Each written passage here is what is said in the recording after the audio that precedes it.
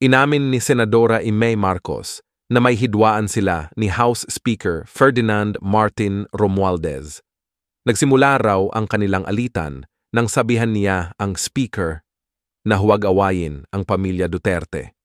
Sa pagkakatanda ng Senadora, bandang Oktubre nang magtampo ang kanyang pinsan na si Romualdez nang sitahin niya ito at sinabing huwag awayin si Vice President Sara Duterte.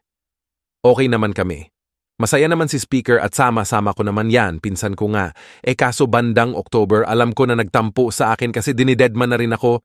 Dinadaan-daanan minsan ako sa pirmahan ng batas dahil nga sinasabi ko na huwag awayin ang mga Duterte lahad ng senadora. Sabi ko, bakit natin inaaway ang mga Duterte, matatapang mga yan, pero tayo ang babait-bait nila sa atin, tinututulungan tayo. Di naman nakikipag-away, bakit natin inaaway? Nagalit siya doon kasi, ewan ko ba, basta kung bakit pinagdidikdikan ang mga Duterte, sambit pa niya. Tawag ng China ang ambassador ng Pilipinas para pagpaliwanagin sa naging pagbati ni Pangulong Bongbong Marcos kay Taiwan President-elect Lai Ching-te. Isa raw itong malinaw na paglabag sa One China policy na dapat sinusunod ng Pilipinas. Sinabihan din ng China ang Pangulo na magbasa pa para mas maintindihan niya ang isyu ng Taiwan. Magbabalita ang aming correspondent na si Tristan Nodalo. Inalmahan ng China ang naging pagbati ni Pangulong Bongbong Marcos sa pagkapanalo ni Taiwan President-elect Lai Ching-te. Kinumpirma ng Chinese Embassy na ipinatawag ng Chinese Foreign Ministry si Philippine Ambassador to China Jaime Flor Cruz para magpaliwanag. Para sa Beijing, isang seryosong paglabag sa One China policy at malinaw na pakikialam sa internal affairs ng China ang naging mensahe ni Pangulong Marcos.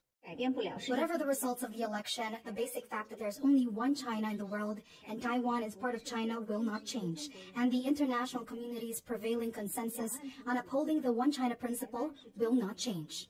Sa isang social media post, sinabi ni Pangulong Bongbong Marcos na handa ang Pilipinas na palakasin ang ugnayan ng Manila at Taipei pagdating sa mga bagay na itinuturing ng mutual interest tungo sa kapayapaan at kaunlaran. Agad namang nagpasalamat si Lai at sinabing pinahalagahan ng Taiwan ang pakikipagkaibigan nito sa Pilipinas. Kung si Manila Economic Cultural Office Chairman Silvestre Bello ang tatanungin, hindi naman dapat masamain ang naging congratulatory message ng Pangulo sa Taiwan at hindi raw ito paglabag sa One China policy. The congratulation came before we could assume as president. Hindi pa siya presidente. So there is no violation of the One China policy. Gesture.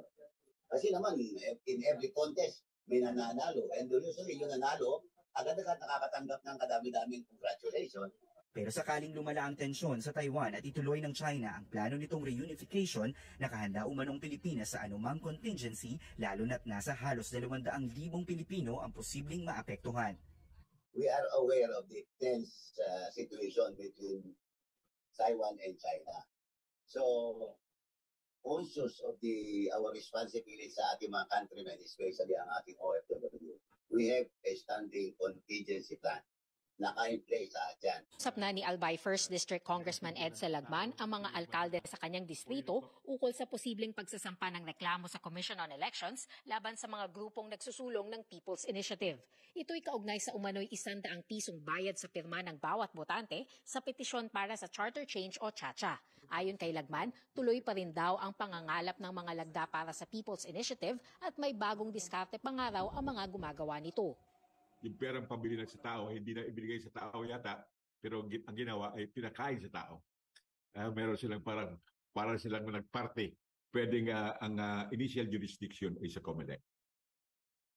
Kung iyan ay gagawin na parang akin to an election offense. Nakalagay naman sa ating election code ay pinaparusahan, bawal ang pagbenta o pagbili ng voters. It's very possible na yun ang kailangan namin gawin o pwede rin magsampa ng criminal complaint sa prosecutor's office as an election offense. Pinabulaanan ng dating kongresistang si Alfredo Garbin ang paratang ni Lagman na suhol umano ang mobilization funds na ibinigay sa mga alkalde. Pero ayon sa kanya, tuloy ang kanilang pangangalap ng pirma kahit bukas na ang Senado sa Chacha. Ayon sa Republic Act 6735 o ang Initiative and Referendum Act, dapat 12% o higit pa ng mga rehistradong botante ang lumagda sa petisyon para baguhin ang konstitusyon. Hindi rin dapat bababa sa 3% ng mga rehistradong botante sa bawat distrito ang kasama sa petisyon. Kami sa People's Initiative, tuloy lang kami. Kung meron ng sufficient na pirma, sufficienteng pirma, then we will file the same to the Commission on Election for its verification. Wala naman sinasabi na yung mobilization fund ay pambili ng pirma. Para kay Kabataan Party List Representative Raul Manuel, senyales ang pagbabago ng posisyon ng Senado ng pagnanais na ratsadahin ang Chacha bago ang ikatlong State of the Nation address ng Pangulo sa Hulyo. Bagay na itinanggi ng isang kaalyado ni House Speaker Martin Romualdez.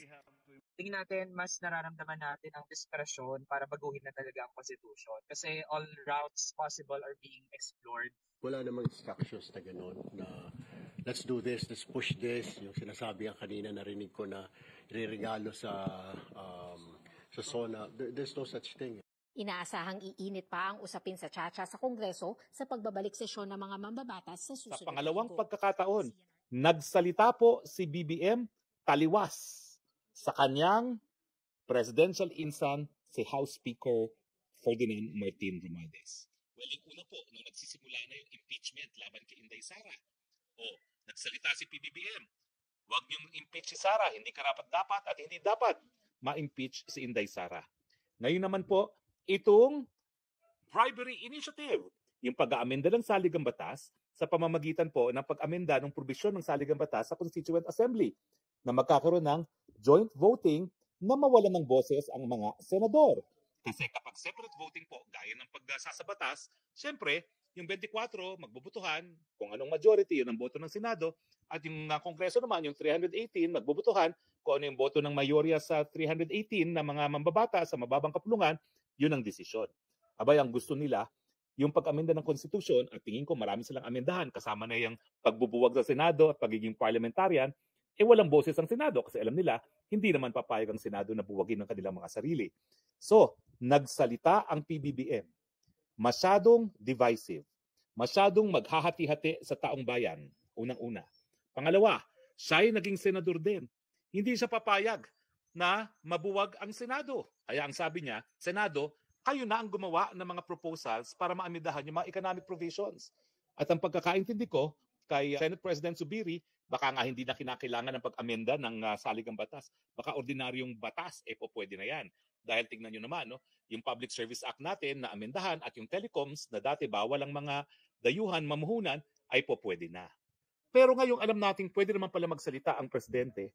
Ang tanong, gagawin kaya uli yan ni PBBM?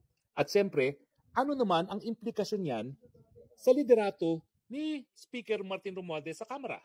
Well, unang-una, hindi naman sikreto siguro na siya'y hinalal na speaker dahil siya'y presidential insan. Hello? Hindi naman siguro dahil yan sa kanyang karanasan bilang mambabatas, no? Yan po talaga ay dahil siya ang napili ng presidente. Sa kasaysayan naman po ng Pilipinas, pagdating sa House Speaker, talaga naman pong presidente ang nasusunod dyan. At siyempre, sino pa pagkakatiwala ng presidente kundi kanyang presidential insan na kasama niyang lumaki. So, ano ngayon ang iisipin ng mga kongresista na sa pangalawang pagkakataon, parang binaliwala ng presidente ang ninanais ni Speaker Romualdez. Ako talaga, kung hindi siya nagsalita na itigil ang impeachment kay Inday Sara, alam ko itutuloy ni Speaker. At kung hindi talaga sinabi ni Presidente itigil yung pirma initiative na yan, itutuloy pa rin nila yan. So anong nasa isipan ngayon ng mga mambabatas? Abay baka hindi sapat ng presidential insan si Speaker Romualdez. Baka maski siya ay presidential pinsan, kapag nalaman ng presidente na magkakagulo dahil sa mga inisyatibo ni House Speaker, hindi siya susuportahan ng presidente. Ano ibig sabihin yun? Baka isipin nila, teka. Baka hindi totoo na dapat ko siyang suportahan bilang speaker dahil may suporta siya ng presidente. Dahil ngayon, nakita natin sa pangalawang pagkakataon, gustong-gusto niyang gawin itong pirma, yung bribery initiative, tinutulan ng ating presidente. So ang papasok sa isipan nila, baka naman si presidente, merong ibang kailangan ng speaker. bukod dun sa kanyang presidential insan. Dahil 2 beses niya binaliktad ang kagustuhan ng kanyang presidential insan. Isang bersyon yan. Baka mag-isip sila na baka naman may iba pang mga kongresista ang pwedeng magsulong ng agenda ni Presidente PBBM na hindi rin magiging dahilan para magkawatak-watak. Mantakin nyo. Tapatan lang dahil naman kay Speaker, mukhang nawasak na ang unit team. Anong sabi ni SAP, Amy Marcos, super ate ni Presidente? Talagang nagtampo sa kanya si House Speaker dahil kinampihan niya ang mga Duterte. Dahil galit nga si Speaker sa mga Duterte. Malinaw na nagsimula doon sa hidwaan sa panig ng Marcos at Duterte, si House Speaker din. Hindi ba kung ikaw ay mambabatas, iisipin mo na, oo nga no, baka mamaya merong ibang tao na karapat-dapat na maging Speaker, isang isusulong ang agenda ng Presidente, ang kanyang legislative agenda, at isa na hindi sisirain ang mas-support ng Presidente. Alam naman natin ang mas-support ng mga Marcos kasama ang mga Duterte. Bakit pag-aawayin? Pag hinati mo yan, hindi ko lang alam kung yung resulta ng eleksyon na mas maraming boto si Inday Sara Duterte kaysa kay PBBM ay reflective doon sa suporta sa buong taong bayan. Sa tingin ko ngayon, mas marami pa rin ang suporta ngayon ni Inday Sara. Bakit? Ay nako, sa aya't maniwala ninyo, talagang yung mga Rosa, yung mga nag-regrade Sara, ay supporters pa rin ni Sara. Ibig sabihin, pa dito sa kabilang kampo na dilawan, merong supporters sa Inday Sara, yung mga Rosa. So pag pinagsama-sama po yan, bukod pa dun sa mga loyalist ng Duterte, abay, mas malakas po talaga ang puwersa ng Sara Duterte. Wika nga ni SAP, Amy Marcos, super ate ni Presidente. Bakit kinakailangan pag-awayin ang mga Marcos at Duterte?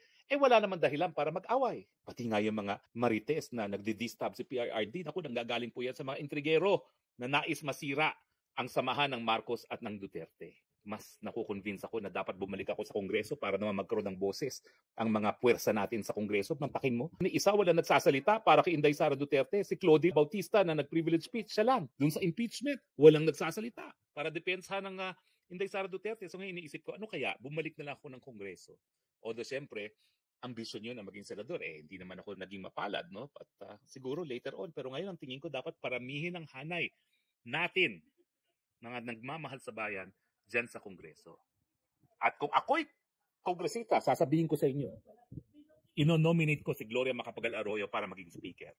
Dahil napatunayan na niya na talaga namang pong kaya niya isulong ang legislative agenda ni Presidente at hindi siya magiging dahilan para mabiyak ang samahang Marcos at Duterte. Importante ba na ang House Speaker ay siguraduhin na patuloy pa rin ang pagkakaisa ng unit team o baliwala na ba ang samahang Marcos at Duterte?